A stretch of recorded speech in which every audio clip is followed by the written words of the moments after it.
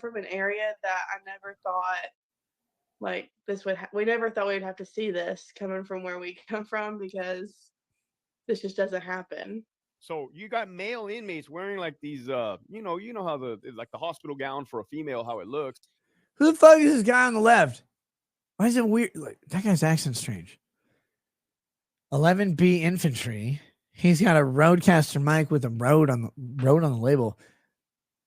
Look, as a male streamer, I would not wear, or I would not have anything on my camera display that says road.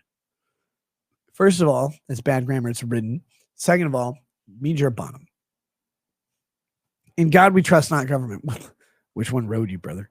You got them walking around the yard, and for somebody that joined the prison system in 2006, that's it just looks odd and out of place to be seeing male inmates walking around in muumuus and makeup, blush, lipstick.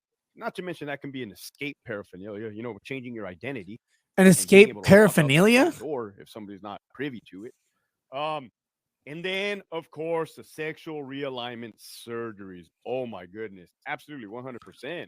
There was one at Donovan State Prison. Again, I did not work at a female prison, but I worked at Donovan that housed numerous. Oh, my God. This guy sounds like a Mexican rapper, but he's white. I worked at Donovan, housed numerous dangerous individuals. Does anybody know who this guy is?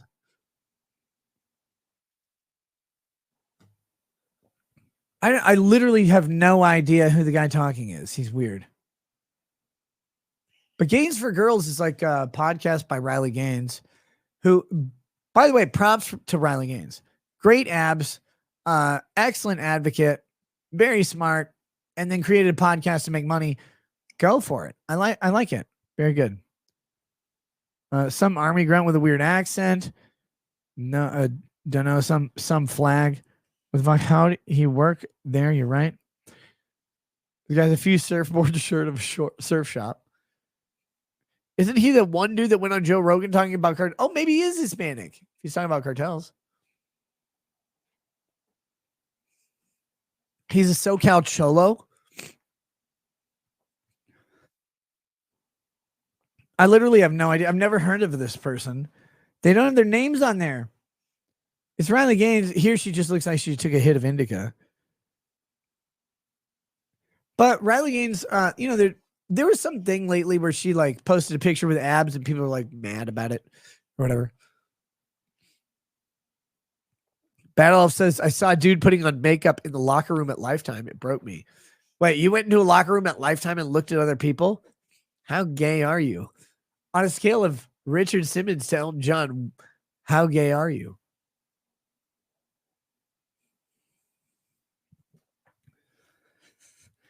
Zero Smoke says to KDM, according to Nick, he's in the best shape of his life. Yeah, do you understand like what relative comparisons mean? I'm in the best shape of my life. That chick that used to weigh 1,000 pounds now weighs 550. She's in the best shape of her life too, except when she was born at 600 pounds. But it's so fucking funny to me. It's I still want to know who this fucking guy is. No, I've said very openly, and I think it's significant. The numbers on my health, my blood tests and shit, they're all better than they've ever been, which surprises me, right? Because I got sick. I went into the doctor. I'm like, what the fuck's going on? They do blood tests, and they're like, actually, and all the numbers are in the like good area. I'm like, oh wow, that's weird. I figured I don't take care of myself. I do all sorts of bad stuff. I drink whiskey like it were water and I was gay. Like, too much. Like, are you sure you don't have someone else's liver in there? Like, I can pee into a cup if you need it. And what you'll find is Jack Daniels. Like, you will find a shit whiskey coming out of my urethra because my liver can only filter out so much goodness. Like, I get it. But I'm always surprised when I go in, the numbers are good. But it's not my physical health that's an issue here. Been pretty open about this. My mental health has been, troubled. You go through shit in your life, and it's weird that people are afraid to say this, and it's weirder that people are afraid to like acknowledge that it happens. But Life's a roller coaster. Red Hot Chili Peppers taught us that.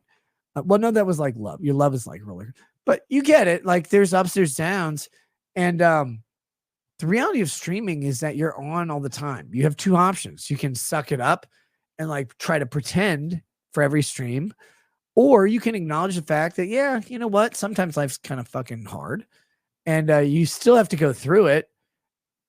And you know, there's good parts coming out the back end of it. Never mind that I said that. That was gay. You know, there's good parts on the horizon or whatever, like a flat earth that doesn't have a horizon.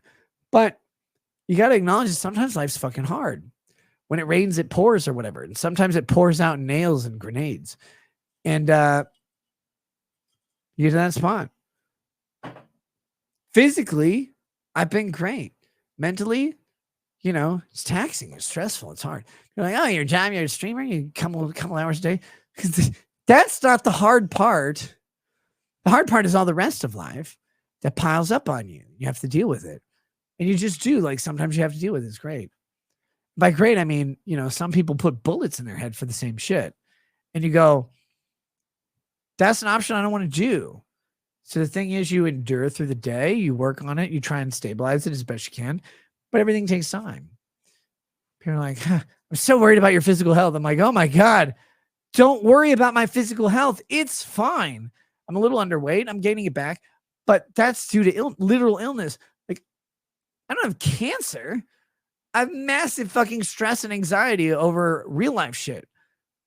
That's in many ways worse and better. Speaking of cancer, I do have to do this. A friend of mine just died from cancer.